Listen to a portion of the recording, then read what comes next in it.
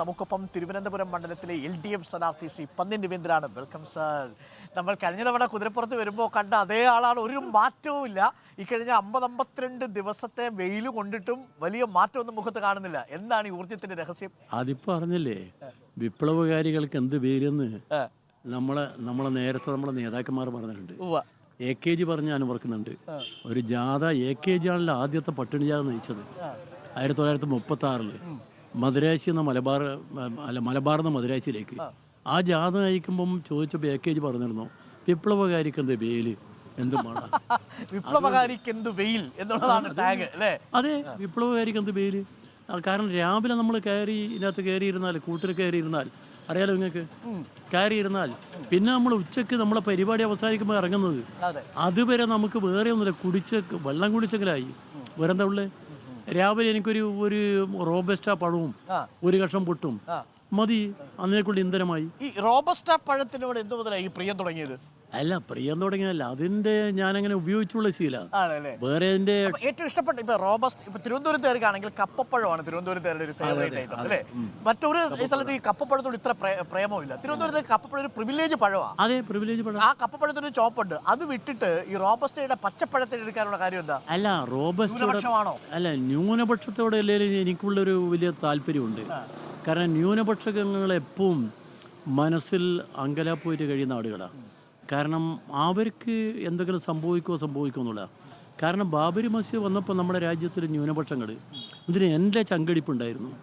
കാരണം നമ്മുടെ നാട്ടിൻ്റെ ഒരു അസ്തിത്വത്തെ ചോദ്യം ചെയ്യല്ലേ ചെയ്യുന്നത്. അതൊരു ചെറിയ കാര്യമില്ലല്ലോ.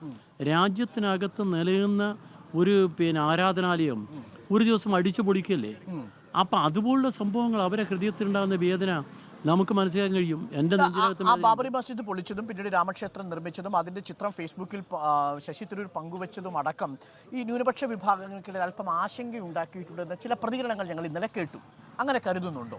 കാരണം ആ വിഷയത്തിൽ അങ്ങനെയല്ല ഒരു നിലപാട് എടുക്കേണ്ടിയിരുന്നത് ഒരു മതേതര പാർട്ടി എന്നതാണോ താങ്കളും കരുതുന്നത്? തീർച്ചയായിട്ടും.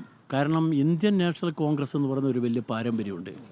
ഇന്ത്യൻ നാഷണൽ കോൺഗ്രസ് എന്ന് പറഞ്ഞാൽ ഗാന്ധി ഖിലാഫത്ത് പ്രസ്ഥാനത്തെ കൂടെ കൂട്ടിയിട്ട് ആ ദേശീയ സ്വാതന്ത്ര്യ സമരത്തിൽ ജനങ്ങളെ പങ്കെടുപ്പിച്ച്, ഗാന്ധിയെപ്പോലെ വിശാലമായ വീക്ഷണമുള്ള ഒരാളാണ് ഈ ഇന്ത്യൻ നാഷണൽ കോൺഗ്രസിൻ്റെ പ്രധാനമായും പറയേണ്ട ഒരു അടിത്തറ. ഇന്ത്യയിൽ ഒരു സെക്യുലർ ഇന്ത്യയല്ലേ? ആ സെക്യുലർ ഇന്ത്യയിലൂടെ ഇപ്പോഴത്തെ സ്ഥിതി എന്താ? നമ്മൾ കാണുമ്പോൾ നമ്മളെ മനസ്സിലുണ്ടാകുന്ന ദുഃഖം ചെറുതാണോ? ഇന്നത്തെ മെനഞ്ഞ 2 ദിവസം മുമ്പ് പ്രധാനമന്ത്രി പറയുകയാണ്, നിങ്ങൾ കണ്ടില്ലേ, മതന്യൂനപക്ഷങ്ങളെക്കുറിച്ച് ഇന്ത്യയുടെ പ്രധാനമന്ത്രി പറയുക. നേരത്തെ തന്നെ പൗരത്വ നിയമത്തെക്കുറിച്ച് തന്നെ പറഞ്ഞ് മതത്തിന്റെ അടിസ്ഥാനത്തിൽ പൗരത്വ നിയമം കൊടുക്കാൻ വേണ്ടി തുടങ്ങി. അത് തന്നെ ഭരണഘടനാപരമായിട്ട് തെറ്റാ. അതിന് പാർലമെന്റ് ഒരു അംഗീകാരം കിട്ടുന്നതിന് എന്ത് ചെയ്ത്, പാർലമെന്റിൽ ഭൂരിപക്ഷം മെമ്പർമാരെയൊക്കെ സസ്പെൻഡ് ചെയ്ത് പുറത്താക്കി, എന്നിട്ട് അംഗീകാരമാക്കി. നിങ്ങൾ എവിടെയാ ജനാധിപത്യം? ജനാധിപത്യത്തിന് പ്രധാനപ്പെട്ട സകല കേന്ദ്രങ്ങളും അടിച്ചു പൊളിച്ചില്ലേ? ഇലക്ടഡ് ഓട്ടോക്രസി, തെരഞ്ഞെടുക്കപ്പെട്ട സ്വേച്ഛാധിപത്യം എന്നാണ് പാശ്ചാത്യ മാധ്യമങ്ങൾ വിശേഷിപ്പിക്കുന്നത്. അല്ല, അത് ഏതാണ്ട് ആ വഴിയിലേക്ക് പോകുന്നത്. അതായത് ഇപ്പൊ രാജസ്ഥാനിൽ മോദി ബൻസ്വാരയിൽ നടത്തിയ പ്രസംഗമുണ്ടല്ലോ, അങ്ങ് നേരത്തെ സൂചിപ്പിച്ചിരിക്കുന്ന കൂട്ടര്, നുഴഞ്ഞു കയറ്റക്കാര്, അവർക്ക് ഈ രാജ്യത്തിന്റെ സ്വത്ത് കോൺഗ്രസ് അധികാരത്തിലെത്തിയാൽ, ഇന്ത്യ മുന്നണി അധികാരത്തിലെത്തിയാൽ കൊടുക്കുമെന്നുള്ളതാണ്. അപ്പോൾ അടുത്ത കാലത്ത് ഇന്ത്യ കണ്ട കൊടും വർഗീയമായ വംശീയമായ ഒരു പരാമർശമാണോ? അല്ല, അത് പ്രധാനമന്ത്രിയാ, ആ സ്ഥാനം നോക്കണം. പ്രധാനമന്ത്രി സ്ഥാനത്തിരുന്ന ആളുകൾ ആരൊക്കെയാ? പണ്ഡിറ്റ് ജവഹർലാൽ നെഹ്റു മുതൽ വാജ്പേയി വരെ. വാജ്പേയി എത്ര മാന്യനായിരുന്നു. ഇദ്ദേഹം അതാണോ? ഇദ്ദേഹം RSS വളണ്ടിയറായിട്ടാണ് നിൽക്കുന്നത് നമ്മുടെ പ്രധാനമന്ത്രി. അത് ചെറിയ കാര്യമല്ല. വോട്ടിന് വേണ്ടി എന്നും പറയുമല്ലോ. അദ്ദേഹം ഇവിടെ വന്നിട്ട് കാട്ടാക്കടയിൽ വന്ന് പ്രസംഗിച്ചെന്താ? സത്യം പറഞ്ഞാൽ ഇന്ത്യയുടെ പ്രധാനമന്ത്രി ഒരു 18ാം ലോക്സഭാ തിരഞ്ഞെടുപ്പിൻ്റെ കാലത്ത് പറയേണ്ട വാക്കാണ് പറഞ്ഞത്. കേരളത്തിൻ്റെ മുഖ്യമന്ത്രിയെക്കുറിച്ച് പറഞ്ഞു. അദ്ദേഹത്തിന് എന്താ അധികാരം? എന്താ അദ്ദേഹത്തിന് ഉള്ള അധികാരം? ഇത് നമ്മളെ രാജ്യം കണ്ട ഏറ്റവും വലിയ കോഴയല്ലേ ഇലക്ടോറൽ ബോണ്ട്. ആ കോഴയിൽ 8,661 കോടി രൂപ കൈവശപ്പെടുത്തിയ ഒരു പാർട്ടിയുടെ നേതാവല്ലേ ഇയാള്. അദ്ദേഹത്തിന് എന്താ പറയാൻ അധികാരം? ഞാൻ ഈ തിരുവനന്തപുരം മണ്ഡലത്തിലേക്ക് കൂടി വന്നാലേ, ശ്രീ ശശി തരൂർ, താങ്കൾ, ഒപ്പം തന്നെ രാജീവ് ചന്ദ്രശേഖർ, 3 പേരെയും വോട്ടർമാർ 3 രീതിയിലാണ് സമീപിക്കുന്നത്. അതിൽ താങ്കൾക്കുള്ള ഏറ്റവും വലിയ പ്ലസ് പോയിന്റ് ആയിട്ട് അവർ പറയുന്നത്, താങ്കൾ വളരെ സിമ്പിളായ ഒരു സ്ഥാനാർത്ഥിയാണ്, ജനകീയനായ സ്ഥാനാർത്ഥിയാണ്, ജനങ്ങൾക്കൊപ്പമുള്ള സ്ഥാനാർത്ഥിയാണ്, വലിയ ബുദ്ധിമുട്ടൊന്നുമില്ല ശ്രീ പന്ന്യൻ രവീന്ദ്രനെ കാണാൻ, എപ്പോഴും കാണാൻ പറ്റും എന്നുള്ളതാണ്. അപ്പോൾ താങ്കൾ അവസാന നിമിഷത്തെ കരുത്തായിട്ട് കണക്കാക്കുന്നത് താങ്കളുടെ വ്യക്തിപ്രഭാവത്തിൻ്റെ കരുത്താണോ, അതല്ല ഇടതുമുന്നണി എടുത്തിരിക്കുന്ന ദേശീയ രാഷ്ട്രീയത്തിലെ നിലപാടാണോ? അതോ ഇത് രണ്ടുമുണ്ടോ? ഞാനെന്ന വ്യക്തിക്ക് ഇവിടെ വലിയ പ്രസക്തിയില്ല. ഞാൻ നേരിട്ട് കാര്യം ചോദിച്ചോട്ടെ? അല്ല, ഈ ഒരു സിംപ്ലിസിറ്റി, വളരെ കെയർഫുൾ കെയർലെസ്നെസ്, ശ്രദ്ധാപൂർവ്വം നടത്തുന്ന ഒരു ഞാൻ താങ്കൾ അരുണും ഞാനും തമ്മിലൊരു ബന്ധത്തിന് ഒരുപാട് കാലത്തുണ്ടല്ലോ. ഞാനത് നോക്കിയിട്ടേ ഇല്ല. വ്യക്തി എന്ന രീതിയിൽ ഞാനൊരു പ്രമാണിയാന്നുള്ളൊരു ഭാവം എനിക്കില്ല. എനിക്ക് പ്രമാണിയാവണ്ട. ഇല്ല, ആവണ്ട. കാരണം ഞാൻ എല്ലാവരെയും കൂടെ ഞാൻ ജനങ്ങളുടെ ഭാഗമാണ്, ഞാൻ സമൂഹത്തിൻ്റെ ഭാഗമാണ് അരുൺ. എനിക്കതിൽ പ്രത്യേകതയൊന്നുമില്ല, വേറെ ഒന്നുമില്ല. ഞാനങ്ങനെ എന്നെക്കുറിച്ച് ആരെങ്കിലും പുകഴ്ത്തി പറയുമ്പോൾ എനിക്ക് മനസ്സിനകത്ത് വലിയ വിഷമാണ്. അങ്ങനെ പറയുന്നത് തോന്നും. പക്ഷെ അന്നേരം പറയാൻ പറ്റില്ല, ഒരു അവസ്ഥ നിങ്ങൾക്കറിയാലോ. എന്നാൽ സത്യം പറഞ്ഞാൽ ഒരു മനുഷ്യൻ എങ്ങനെയാവണം, ഞാൻ ഒരുപാട് വായിക്കുന്ന ആളാണെന്ന് താങ്കൾക്കറിയാലോ. ആ വായനയിൽ കൂടി കിട്ടിയൊരു ഊർജ്ജമാണത്, വായനയിൽ കൂടി കിട്ടിയൊരു സമ്പാദ്യമാണ്. അതായത് ശ്രീ പന്ത്യൻ രവീന്ദ്രന്റെ ഡീകോഡ് ചെയ്യാൻ വളരെ എളുപ്പമാണ്. ഫുട്ബോൾ മത്സരം, വായന, മനുഷ്യരുമായിട്ടുള്ള സംഭാഷണം, പിന്നെ നന്മയുള്ള കാര്യങ്ങൾ ചെയ്യാനുള്ള ഒരു ആഗ്രഹം, അതിനും അപ്പുറത്തേക്ക് പന്ത്യൻ രവീന്ദ്രൻ ഇല്ല എന്നുള്ളതല്ല. അല്ല, അത് ഞാൻ താങ്കളോട് പറയാം. നന്മയുടെ കാര്യങ്ങൾ, ഞാനിവിടെ എം പി ആയിട്ട് ഇവിടെ വന്നതിന് ശേഷം ഞാനിവിടെ അരുവിപ്പുറത്ത് പോയി. അരുവിപ്പുറത്ത് പറഞ്ഞാൽ നമ്മുടെ മനസ്സിനകത്തുണ്ടല്ലോ, ശ്രീനാരായണ ഗുരുദേവൻ ആദ്യമായി ക്ഷേത്രപ്രതിഷ്ഠ നടത്തിയ സ്ഥലമാണ്. അവിടെ ചെന്നപ്പോൾ റോഡ് പൊളിഞ്ഞു കിടക്കുക. അന്ന് എം പിമാർക്ക് ഒരു വർഷം 2 കോടിയേ ഉള്ളൂ. ഞാൻ എൻ്റെ മനസ്സിൽ അവർ പറഞ്ഞ് ഇങ്ങനെ റോഡ് പൊളിഞ്ഞു കിടക്കുക, എന്തെങ്കിലും ചെയ്യാൻ പറ്റുമോ, ഈ 2 കോടിനകത്ത് എല്ലാത്തിനും കൊടുക്കണ്ടേ.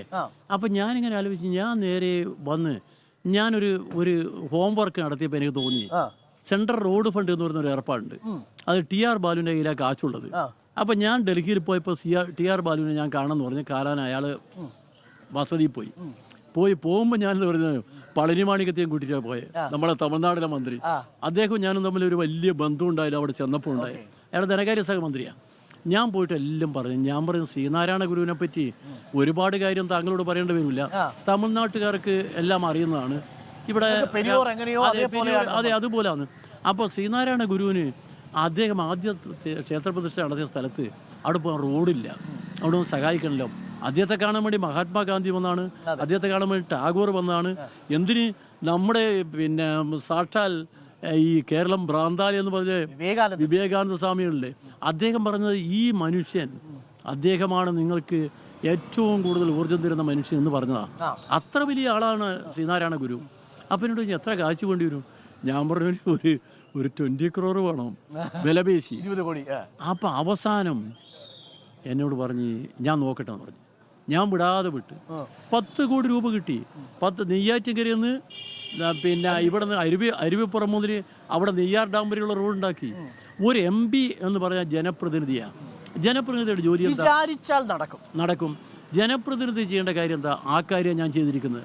കാരണം എന്നെ ഏൽപ്പിച്ച ജോലി കൃത്യമായി നിർവഹിക്കാൻ വേണ്ടി എന്താ വഴി, ആ വഴി ഞാൻ ആലോചിച്ചപ്പം എനിക്ക് കൃത്യമായ ഇതേ ഉള്ളൂ. അതിന് ഹോംവർക്ക് ചെയ്യണം. സെൻട്രൽ റോഡ് ഫണ്ട് എന്ന് പറയുന്നൊരു ഫണ്ടുണ്ട്, ഒരു MP കിട്ടുന്ന. പിന്നെ അതിന് സമയമുണ്ട്. വേറെ കോർപ്പറേറ്റ് മന്ത്രാലയത്തിൽ അല്ലെങ്കിൽ കമ്പനികളൊന്നുമില്ല. ഒന്നുമില്ല. മാത്രമല്ല, അത് ഫണ്ട് 10 കോടി എന്ന് പറഞ്ഞപ്പം എത്ര കോൺട്രാക്ടർമാർ എൻ്റെ അടുത്ത് വന്ന് കാണാൻ. പിന്നെയോ അവരെങ്ങനെ മാനേജ് ചെയ്ത്? അതെ, അവരോട് ഞാൻ പറഞ്ഞു, സോറി, ഇത് സെൻട്രൽ റോഡ് ഫണ്ടാണ്, ഞാൻ കേരളത്തിലെ PWD കൊണ്ട് ചെയ്യിക്കുന്നത്, ഇത് കൃത്യമായിട്ട് നടക്കേണ്ടതാണ്. അവിടെ നമ്മൾ തമ്മിൽ വേറെ അഭിപ്രായ വ്യത്യാസമൊന്നുമില്ല. അവർക്കറിയാം നമ്മൾ ചിങ്കിടിയുള്ള ആളല്ല എന്ന് അവർക്കറിയാം. അതുകൊണ്ട് പിന്നെ പ്രശ്നമില്ല. ഈ ജീവിതത്തിൽ ഞാൻ തുറന്നു ചോദിക്കുന്നുണ്ട്, ഈ അവസാന നിമിഷമാണെങ്കിൽ പോലും ഈ അധികാരത്തിലൊക്കെ ഇരിക്കുമ്പോൾ പണ്ട് AKG ഒക്കെ പറഞ്ഞിട്ടുള്ളത് പോലെ എപ്പോൾ വേണമെങ്കിലും പ്രലോഭനത്തിൽ വീഴാനുള്ള സാധ്യതയുണ്ടല്ലോ. തീർച്ചയായും. അപ്പോൾ താങ്കളെ പോലുള്ള ഒരാൾക്ക് അങ്ങനെ പ്രലോഭനത്തിൽ വീഴാൻ കഴിയില്ല എങ്കിൽ പോലും അങ്ങനെ സമീപിക്കുന്ന ഘട്ടങ്ങൾ ഉണ്ടാവില്ല ആളുകൾ? പിന്നെ എത്ര സമീപിക്കുന്ന ഘട്ടങ്ങൾ ഞാൻ അതെങ്ങനെ നിരസിക്കില്ല? നിരസിക്കുക എന്ന് പറഞ്ഞാൽ അതൊക്കെ ക്ലിയർ ആയിട്ട് നിരസിക്കാം, അതിലൊന്നുമില്ല. സോറി, ഈ കാര്യത്തിൽ എന്നെ ബുദ്ധിമുട്ടിക്കണ്ട, എൻ്റെ അടുത്ത് നടക്കില്ല, എൻ്റെ പൊസിഷൻ ഇതാണ്, അത് പറഞ്ഞാൽ ആളുകൾ വളരെ വ്യക്തമായിട്ട് മനസ്സിലാവും. പിന്നെ അതിന്റെ പേരിൽ വല്ല വെറുപ്പുണ്ടോ? ആ വെറുപ്പോട് ഒന്നോട്ട് ആ വെറുപ്പോട് നമുക്ക് എന്താ വരാൻ പോകുന്നത്? മണ്ഡലത്തിൽ ധാരാളം പണം ഒഴുകുന്നു എന്നൊരു വാർത്ത കേട്ടു, അത് വലിയ രീതിയിലുള്ള വിവാദമായി. ഇപ്പോഴും പണം ഒഴുകുന്നുണ്ടോ യഥാർത്ഥത്തിൽ മണ്ഡലത്തിൽ എന്ന് അവർ തമ്മിൽ? ഞാൻ അതിനെക്കുറിച്ച് വേറെ വലിയ കാര്യമൊന്നും പറയുന്നില്ല. എന്തായാലും പണത്തിന് ഒഴുക്കുണ്ട്, ഈ മണ്ഡലത്തിലുണ്ട്. അനാരോഗ്യകരമായ പണത്തിന് ഒഴുക്കുണ്ടോ? അനുവദനീയമായ ഒഴുക്ക് നിങ്ങൾക്ക് ഇവിടെ വെച്ചിരിക്കുന്ന വലിയ ഫ്ലക്സ് ബോർഡുകൾ നിങ്ങൾ കണ്ടില്ലേ? ആ ബോർഡുകൾ നമുക്ക് പരസ്യ കമ്പനിക്കാർ കൊടുത്താ ഒരു MP ഒരു മണ്ഡലത്തിൽ ഉപയോഗിക്കാവുന്ന കാശ് എത്രയാ? ആ കാശ് ഇതായിട്ട് വല്ല ബന്ധമുണ്ടോ? രണ്ടാമത്തെ കാര്യം, പണം മറ്റു രീതിയിലും കൊടുക്കുന്നുണ്ട്. ആണോ രസീതിലുള്ള പണം വോട്ടർമാർക്ക് വോട്ടർമാർക്ക് പണം കൊടുക്കുന്നുണ്ട് എന്ന് പലരും എൻ്റെ അടുത്ത് വന്ന് പറഞ്ഞ് ഈ തെരൂര് നേരത്തെ അങ്ങനെ ഒരു ആരോപണം ഉന്നയിച്ചിരുന്നു. അതിനെതിരെ പിന്നീട് കേസ് പോകുന്ന ഞാനത് പരസ്യമായിട്ട് ഞാൻ പറഞ്ഞിട്ടുണ്ടല്ലോ. ഞാൻ അവിടെ വെച്ചൊരു മീറ്റിങ്ങിന് ഞാൻ പറഞ്ഞു, പണം കിട്ടുമെങ്കിൽ വാങ്ങിച്ചോന്നേ. പാവപ്പെട്ട ആളുകൾക്ക് പണം വാങ്ങുന്നതിനെന്താ, അവനടുത്ത് പോയി പണം കൊണ്ട് കൊടുക്കുക. പക്ഷെ പണം വാങ്ങുന്നതിന് മുമ്പിൽ അവനൊരു കാര്യം ചെയ്യണം, നേരെ പോകുമ്പോൾ ഒരു ദൈവത്തോടൊന്ന് പ്രാർത്ഥിക്കണം. ദൈവമേ, ഈ പെരുങ്കള്ളന്മാരുടെ ഞാൻ കാശ് വാങ്ങുന്നത്, ഞാൻ വോട്ട് ചെയ്യുന്ന ഇടതുപക്ഷ മുന്നണിക്കാണ്, വോട്ട് നമുക്ക് ചെയ്താൽ മതി. പണം അപ്പുറത്ത് വാങ്ങിക്കോ, വോട്ട് നമുക്ക് ചെയ്തോ. നമ്മുടെ അടുത്ത് പൈസ കൊടുക്കാനില്ല. പാവപ്പെട്ട ഒരുത്തിന്, ഒരു ഗതിയില്ലാതെ ഒരുത്തിന് പോയിട്ട് ഒരു ചോദിക്കട്ടെ, അങ്ങനെ തിരുവനന്തപുരം മണ്ഡലത്തിൽ ശരാശരി വോട്ടർമാർക്ക് പല കണക്കാണ് ഞാൻ കേട്ടത്. ആറ്റിങ്ങളിൽ വേറൊരു കണക്ക് കേട്ടു. ഇവിടെ ശരാശരി വോട്ടർമാർക്ക് എത്ര രൂപ വെച്ച് കൊടുക്കുന്നു എന്നാണ് അങ്ങ് മനസ്സിലാക്കി. ആര് കൊടുക്കുന്നു പറയണ്ട, മനസ്സിലാക്കുന്നത് ഞാൻ എൻ്റെ അടുത്ത് പലരും പറഞ്ഞു ഒരു 10,000 വരെ കൊടുക്കുന്നുണ്ട്. 10,000 ഒരു വോട്ട് വരെ കൊടുക്കുന്നു, അവരിലിട്ട് കൊടുക്കുന്നുണ്ട് വീട്ടിലേക്ക്. അതെ, അതാ അതിൽ ഏജൻസികളുണ്ട്, ഏജൻസികളുണ്ട് അങ്ങനെയാ പറയുന്നത്. ഞാൻ കണ്ടതല്ല, എൻ്റെ അടുത്ത് വേറെ പ്രൂഫ്. 10,000 രൂപ വരെ വോട്ടർമാർക്ക് പണം നൽകി വോട്ട് സ്വാധീനിക്കാനുള്ള ശ്രമം ഈ മണ്ഡലത്തിലുണ്ട്. പക്ഷെ തിരുവനന്തപുരം മണ്ഡലത്തിൽ അതുകൊണ്ട് ഒന്നും സംഭവിക്കാൻ പോകുന്നില്ല. പണം വാങ്ങി മാറ്റി വോട്ട് ചെയ്യുന്ന ആളുകളുള്ള മണ്ഡലമല്ല ഇത്. ഈ മണ്ഡലത്തിലുള്ള പ്രത്യേകത എന്ന് പറഞ്ഞാൽ ഇവർ ഒരുപാട് വിജ്ഞാനമുള്ളവരാണ്, വിവേകമുള്ളവരാണ്, പാരമ്പര്യമുള്ളവരാണ്, മാത്രമല്ല വകതിരിവുള്ളവരുമാണ് തിരുവനന്തപുരക്കാർ. ഈ തിരുവനന്തപുരക്കാരടുത്ത് നിങ്ങൾക്ക് ഇതും കൊണ്ട് വന്നിട്ട് രക്ഷപ്പെട്ടു പോകാനൊന്നും കഴിയില്ല. പണം കൊണ്ട് ജയിച്ചു പോകാമെങ്കിൽ ഇവിടെ എത്ര ആൾ ജയിച്ചു പോകണം? പണത്തിന്റെ ബലം കൊണ്ട് അങ്ങനെ ഉദ്ദേശിച്ച ചില ആളുകൾ പണവും കൊണ്ട് വന്ന് പണത്തിന്റെ ബലം കൊണ്ട്. അന്ന് അരുൺ, ഞാനൊരു കാര്യം പറയട്ടെ, ഈ പണത്തിന്റെ സ്വാധീനവും പരസ്യത്തിന്റെ സ്വാധീനവും ഈ തെരഞ്ഞെടുപ്പ് എൻ്റെ മനസ്സിനെ വല്ലാതെ വേദനിപ്പിച്ചു. സത്യമായിട്ട് ചില പത്രങ്ങൾ കാണിച്ചിരിക്കുന്ന ഒരു പിന്നെ തെറ്റായ നിലപാട്, ചില മാധ്യമങ്ങൾ ഏകപക്ഷീയ നിലപാടെന്ന് പറഞ്ഞൊരു പ്രധാനപ്പെട്ട മാധ്യമം. ആ മാധ്യമത്തിലെ ഡിസ്കഷനിൽ ഈ തിരുവനന്തപുരത്ത് 3 സ്ഥാനാർത്ഥികളുണ്ടെന്നെങ്കിലും പറയണ്ടേ? 3 സ്ഥാനാർത്ഥികളുണ്ടെന്നെങ്കിലും പറയണ്ടേ? ഒരു വാക്ക് ഇവിടുത്തെ ഒരു സ്ഥാനാർത്ഥിയുടെ ഉടമസ്ഥതയിലുള്ള മാധ്യമം എന്നാണ് താങ്കൾ പറയുന്നത്. അല്ല, നിങ്ങൾ ആ മാധ്യമല്ല, വേറൊരു മാധ്യമം, അതും പ്രധാനപ്പെട്ട മാധ്യമം, ദേശീയ പ്രസ്ഥാനവുമായിട്ട് ബന്ധമുണ്ടായ ഒരു മാധ്യമം. ആ മാധ്യമം ഒരു ചർച്ച ഞാൻ കണ്ട്, ഞാൻ ഇങ്ങനെ നോക്കിയിരുന്നു പോയി. ഇവിടെ ഇടതുപക്ഷത്തിന് സ്ഥാനാർത്ഥി ഉണ്ട് എന്നുള്ള കാര്യം പോലും ആങ്കർ പറയുന്നില്ല. ആങ്കറല്ലേ ഇത് പറയുന്നില്ല. ആങ്കർ ആദ്യം ചോദിക്കുന്നത്, രാജീവ് ചന്ദ്രശേഖരൻ ഇവിടെ വന്നിട്ടുണ്ടല്ലോ, അദ്ദേഹം വലിയ ടെക്നോക്രാഫ്റ്റ് ആണല്ലോ, അദ്ദേഹം ഇവിടെ ഒരുപാട് മാറ്റങ്ങൾ ഉണ്ടാക്കൂലേ എന്നൊക്കെയാണ് ചോദിക്കുന്നത്. എല്ലാം ബുദ്ധിജീവികളെ കൊണ്ട് നിർത്തിയിരിക്കുക. അവരും ഞാൻ കുറ്റം പറയുന്നില്ല, അവരോട് ചോദിച്ചാൽ അവർ മറുപടി പറയുന്നുണ്ടോ? അത്രേ പറഞ്ഞുള്ളൂ.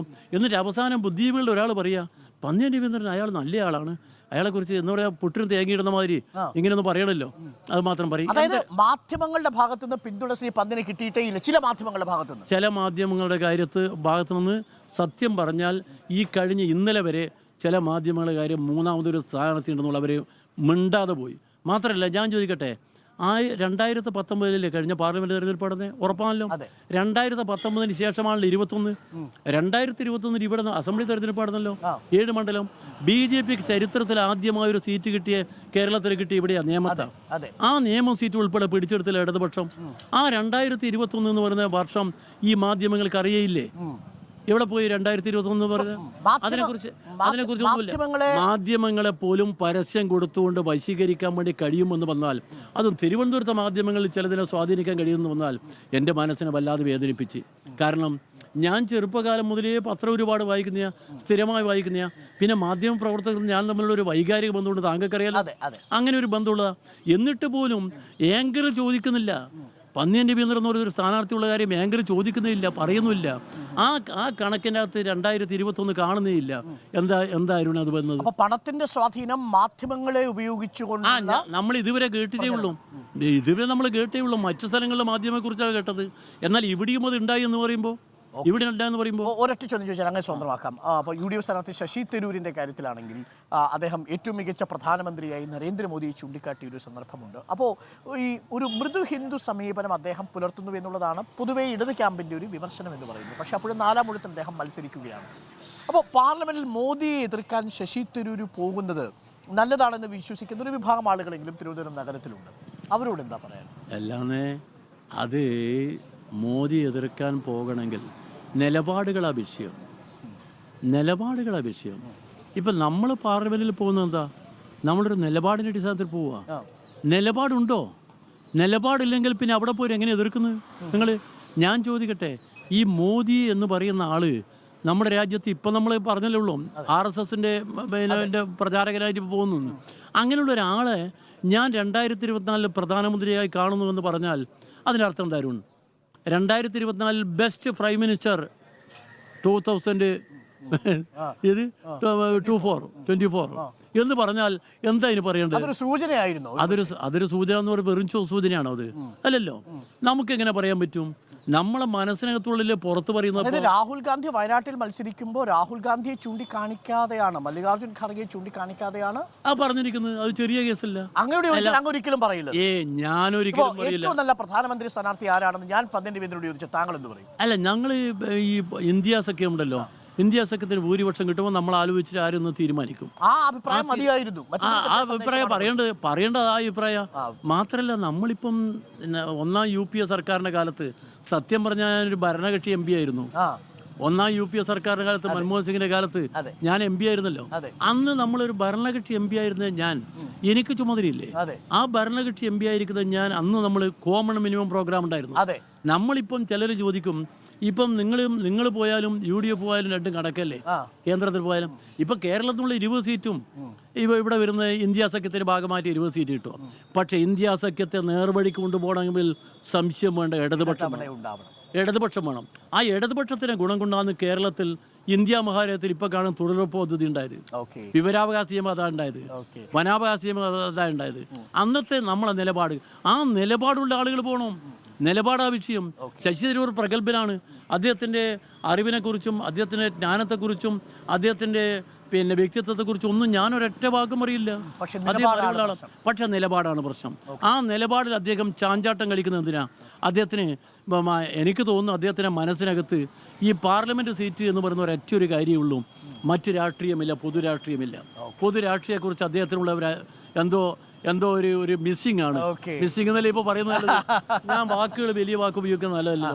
അതുകൊണ്ട് സംശയിക്കണ്ട. തിരുവനന്തപുരം പാർലമെന്റ് സീറ്റിൽ ഇടതുപക്ഷ ജനാധിപത്യ മുന്നണി വിജയം കൈവരിച്ച് വരുമെന്ന് പൂർണ്ണ വിശ്വാസമാണ്. ആ മൈനോറിറ്റി വോട്ടുകളും തീരദേശ വോട്ടുകളും ആ വോട്ടുകൾ ഒരു വലിയ വിഭാഗം നമ്മളവിടെ വരും. നമ്മളവിടെ ഉറപ്പായിട്ട് വരും. കാരണം എന്താ പറഞ്ഞാൽ അവർക്കറിയാലോ അവരെ സഹായിക്കാനാരാ. ഞാൻ ചോദിക്കട്ടെ, ഈ ശശി തരൂർ MP ആയിരിക്കുന്ന അവസരത്ത് അദ്ദേഹം പറയുന്നുണ്ട് അദാനിയെ ഞാനാ കൊണ്ടുവന്നതെന്ന്. പിന്നെ അദ്ദേഹം പറയുന്നുണ്ട് കാരോട് റോഡ് ഞാനാ കൊണ്ടുവന്നതെന്ന്. അദ്ദേഹത്തിന് ആരോ എഴുതി കൊടുത്തതായിരിക്കും. അദ്ദേഹം ഒരിക്കലും പറയാനിടയില്ല. ആരോ എഴുതി കൊടുത്ത കാരോട് റോഡ് മധ്യമായിട്ട് എന്താ ബന്ധം? ഒന്ന്. പിന്നെ ഈ അദാനിയായിട്ടുള്ള ബന്ധം എന്ന് പറഞ്ഞാൽ അദാനി ചെയ്യുന്ന വളരെ മോശപ്പെട്ട കാര്യങ്ങളൊക്കെ അവിടുത്തെ ആളുകൾ അനുഭവിക്കുക. തീരദേശത്തെ അനുഭവിക്കുമ്പോൾ അദാനിയായിട്ട് ഞാൻ ആ അദാനിനെ കൊണ്ടുവന്നെന്ന് പറയുന്നത് ഇതൊക്കെ ജനങ്ങളെ ബാധിക്കും, ജനങ്ങൾക്കറിയാം. അതുകൊണ്ട് നിങ്ങൾ 2021 നിങ്ങളെ മനസ്സിലുണ്ടായിക്കോട്ടെ. അന്ന് 42% വോട്ട് ഇടതുപക്ഷത്തിനുണ്ടായിരുന്നത്. അന്നാണ് BJP ഒരു സീറ്റ് ഉണ്ടായിരുന്നത്. ആ സീറ്റ് അക്കൗണ്ട് ക്ലോസ് ചെയ്തത്. ആ ഒരു കാര്യം മനസ്സിൽ വെച്ചുകൊണ്ട് അരുൺ ഒന്ന് പറഞ്ഞോളൂ. എനിക്ക് തെരഞ്ഞെടുപ്പിൽ മത്സരിക്കുക എന്ന് പറയുന്നത് എൻ്റെ ഒരു രാഷ്ട്രീയ കടമയാണ്. ആ കടമ ഞാൻ നിർവഹിക്കുകയാണ്. പക്ഷെ ജയിച്ചു വരിക എന്നുള്ളത് നമ്മുടെ പ്രസ്ഥാനത്തിൻ്റെ ആവശ്യമാണ്. അത് നടക്കുമെന്ന് പൂർണ്ണ വിശ്വാസം എനിക്ക്. Thank you Shri Panthan Raveendran. ഒറ്റ കാര്യം കൂടി, നമ്മൾ PV അൻവർ ഇന്നലെ രാഹുൽ ഗാന്ധിയെ കുറിച്ച് പറഞ്ഞ ഒരു സ്റ്റേറ്റ്മെന്റ് ഉണ്ട്, DNA പരിശോധിക്കണം. അത്തരം സ്റ്റേറ്റ്മെന്റുകൾ ഈ സാഹചര്യത്തിൽ ഒഴിവാക്കുന്നതാണോ നല്ലത്? രാഹുൽ ഗാന്ധി പറയുന്നത് എന്താണ്? രാഹുൽ ഗാന്ധി രാഷ്ട്രീയമായിട്ട് സംസാരിക്കുന്നില്ല. രാഷ്ട്രീയമായിട്ട് എന്ത് പറഞ്ഞാലും ഒരു പക്വത വരാത്ത ഒരാളാണ്. അപക്വമാണ് അദ്ദേഹത്തിന്റെ വാക്കുകളും. അയാളൊരു ഇന്ത്യ ലീഡർ ആവേണ്ടതല്ലേ? എന്നാലും സോണിയാഗാന്ധിയോ അതല്ല. ഞാൻ പാർലമെന്റിൽ ഇവരെ എല്ലാവരും എനിക്ക് അറിയുന്നല്ലേ. പാർലമെന്റിൽ വെച്ച് അന്ന് റാങ്ക് നിശ്ചയിച്ച അതിൽ നമ്മളെ സിന്ധ്യയും അതുപോലെ ഇവന് പൈലറ്റിന്റെ മകനില്ലേ സച്ചിൻ പൈലറ്റ്, ഇയാൾ 3 പേരാ പുതിയ ആളുകളുണ്ടായിരുന്നു. അന്ന് നമ്മൾ റാങ്ക് നിശ്ചയിച്ചത് നമ്മൾ ഫസ്റ്റ് സിന്ധ്യയുടെ മകനാണ് കൊടുത്തത്. സിന്ധ്യയുടെ മകനാണ്. ഒരു അപക്വമായ മനസ്സാണുള്ളത്. അതിന്റെ പ്രതികരണമാണ് കണ്ടത്. അതെ, രാഷ്ട്രീയ അപക്വമായ മനസ്സെന്ന് പറഞ്ഞ ഒരു രാജ്യത്തിന്റെ പ്രധാനമന്ത്രി ആവേണ്ട ആളാ. നിങ്ങൾ ഉദ്ദേശിക്കുന്ന രാജ്യത്തിന്റെ പ്രധാനമന്ത്രി ആവേണ്ട ആളാ. അപക്വമായ ഒരു മനസ്സുമായിട്ട് രാജ്യത്തിന്റെ പ്രധാനമന്ത്രിയാൽ എങ്ങനെയിരിക്കും രാജ്യം കുളന്നുകൊണ്ടോ? Okay, thank you sir, thanks a lot. അപ്പോൾ ഈ ചൂടിനെ പ്രതിരോധിക്കാൻ ബനാന, നമ്മുടെ റോബസ്റ്റ പഴവും പുട്ടും അല്ലേ? അപ്പോൾ റോബസ്റ്റ പഴത്തിന് ഒരു പച്ചയുണ്ട്. അപ്പോൾ ആ പച്ച ഇത്തവണ LDF പിന്തുണയ്ക്കുമെന്ന് പൊതുവേ ഒരു സംസാരം സമസ്തയുടെ കാര്യത്തിലുണ്ട്. അപ്പോൾ കപ്പപ്പഴം വിട്ട് പച്ചപ്പഴവും കൂടി ഉണ്ട് ഒപ്പം അതൊരു രാഷ്ട്രീയ നിലപാട് കൂടിയാണെന്ന് ശ്രീ പന്തൻ പറയുന്നു. Thank you Shri Panthan Raveendran. Thanks a lot. അപ്പോൾ ശ്രീ പന്തൻ രവീന്ദ്രൻ്റെ ഒരു സങ്കടം എന്ന് പറയുന്നത് പണം അനാവശ്യത്തിന് ഒഴുകുന്നു മണ്ഡലത്തിൽ എന്നുള്ളത്. രണ്ട് മാധ്യമങ്ങൾ ഏകപക്ഷീയമായ രീതിയിൽ പലപ്പോഴും ഇടതുമുന്നണി സ്ഥാനാർത്ഥി ഉണ്ട് എന്നതുപോലും ബാധിക്കാതെ ചർച്ചകൾ നടത്തുന്നു എന്നതും ശ്രീ പന്തൻ രവീന്ദ്രന് വ്യക്തിപരമായി വിഷമം നൽകിയ കാര്യമാണ് എന്ന് നമ്മളോട് പറയുന്നു. പന്തൻ രവീന്ദ്രൻ തികഞ്ഞ ആത്മവിശ്വാസത്തിലാണ്.